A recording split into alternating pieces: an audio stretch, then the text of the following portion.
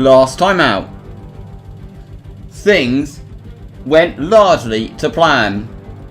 Now it was time for the European season to get underway as Formula 1 heads to the Circuit de Barcelona, Catalunya.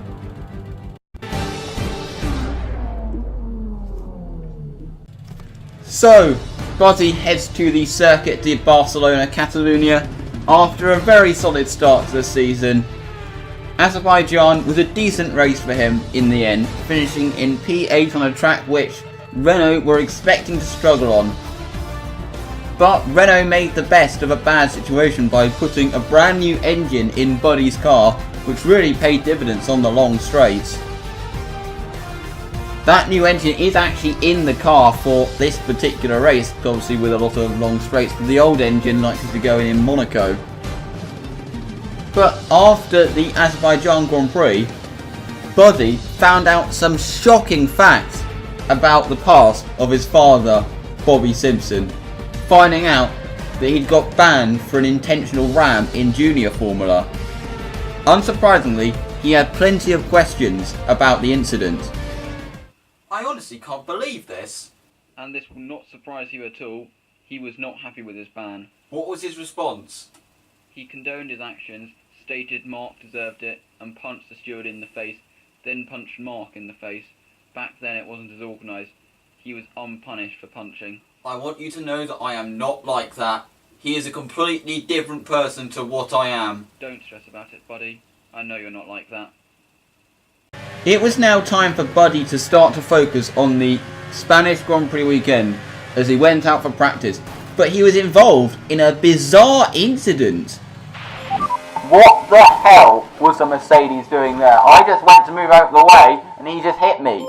Despite that, Buddy showed good pace once his diffuser was repaired. He showed good pace in Q1 and Q2 and looked like he could even challenge the top 6, but his Q3 lap was destroyed. Honestly, what the f***, guys? Why was I held up by my own teammate? Honestly, what the f***? He qualified in P8. He felt he should have done better.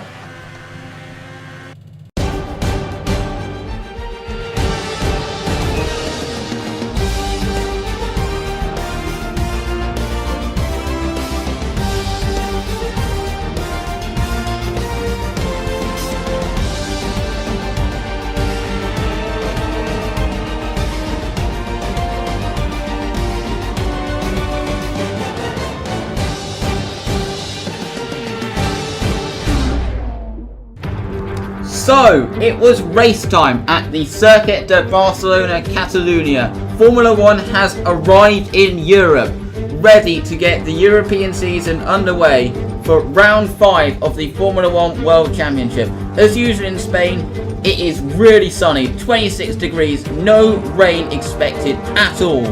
And it was going to be an interesting one, because obviously this was a track where Buddy had gone well round during practice, but didn't qualify as high as he should have, so he was hoping to make up ground when the race got underway.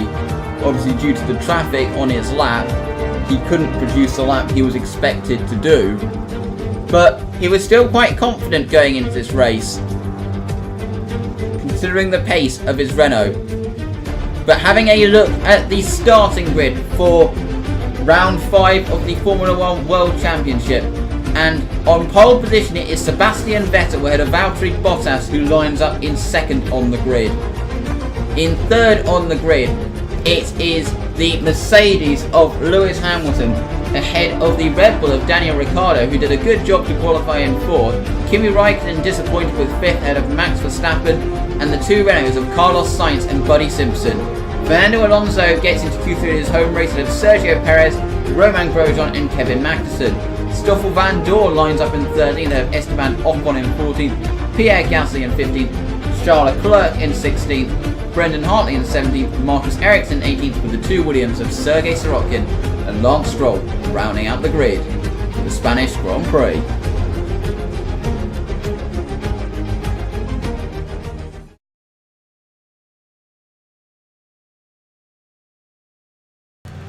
So, now moving on to the formation lap.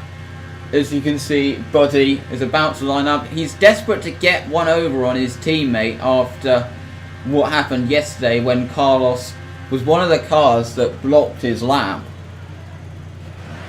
So, he was desperate to prove that he was the better driver. There started to be a little bit of friction between the two Renault drivers going into this race. But that all has to be put behind him as the race is about to get underway. We have the lights at Catalonia. The lights went out. Buddy got a decent start, but Alonso got a better launch, as did Perez, but being late on the brakes paid dividends. Buddy had maintained P8, but then ran wide, but still maintained the position. However, not for long, as Alonso was able to get down the inside later in the lap. Buddy would remain in P9 under pressure from Perez for the next few laps, and neither driver was willing to yield, and a scary contact occurred on the pit straight. However, the race was about to be neutralised as Ricciardo and Sainz collided, and eventually Sainz had to park up, which brought out the safety car. Okay, safety car, as you may have guessed, Sainz is retired. Served him right for yesterday. When the safety car went in, Buddy maintained position, but he still couldn't find a way past Alonso.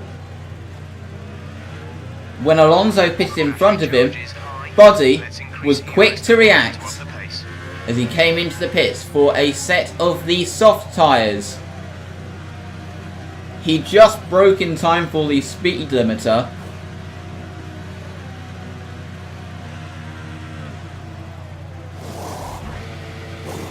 and switched to softs.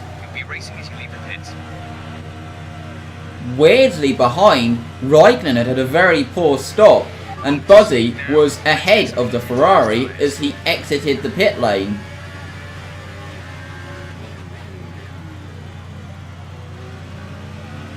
As expected, due to the pace of the Ferrari compared to the Renault, Buddy decided not to worry about Raikkonen and just allowed him through on the straight.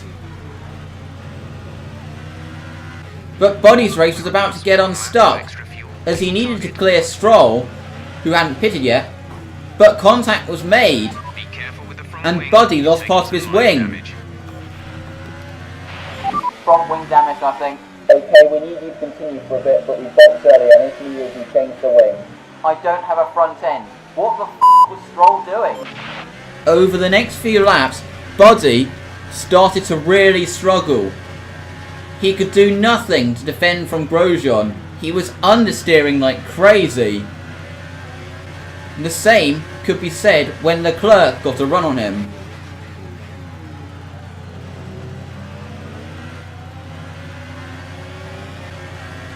He next has to defend from Magnussen, and he almost managed to defend from him.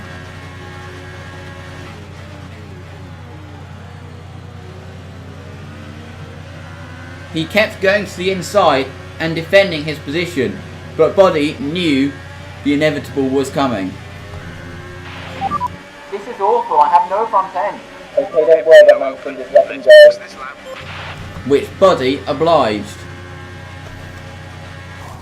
Buddy came in at the end of lap 28 to change his nose and also put on a set of medium tyres.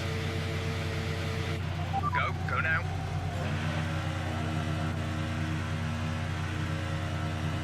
He exited the pits in last place and he had to make the end, so all was not looking good for Buddy.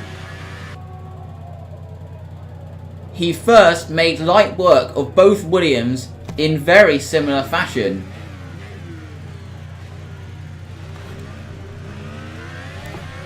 He then passed Ocon, who he was racing for position. Once everyone had pitted, Buddy was back in the top 10, but things weren't all plain sailing. Okay, we have lost second gear. Should be only temporary for the time being. However, others were experiencing worse issues, as on lap 54, Max Verstappen retired, and on lap 63, Kimi Raikkonen also retired. Eventually, his second gear came back, and he looked on for 8th, but...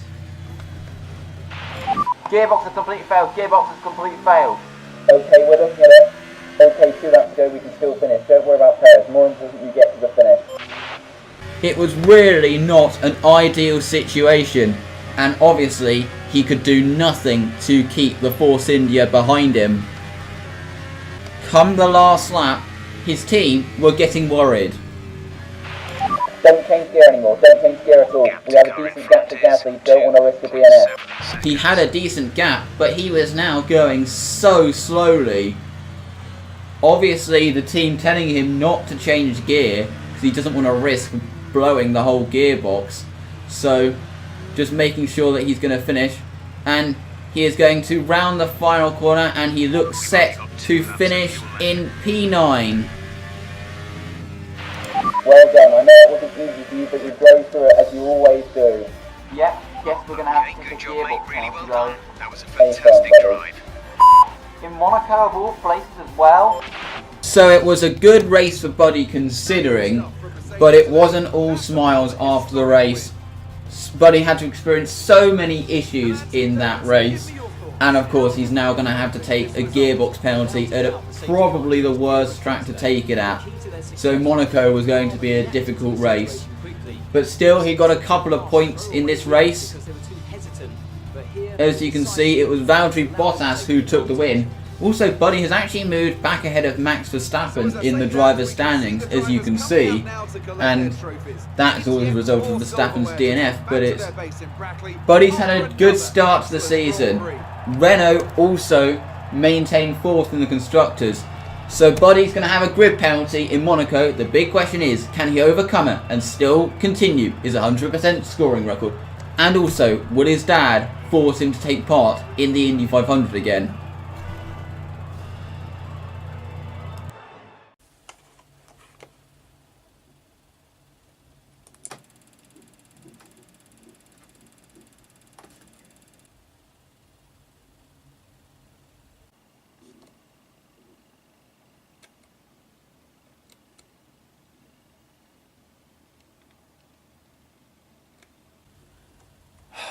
Rumours, I never signed any contract.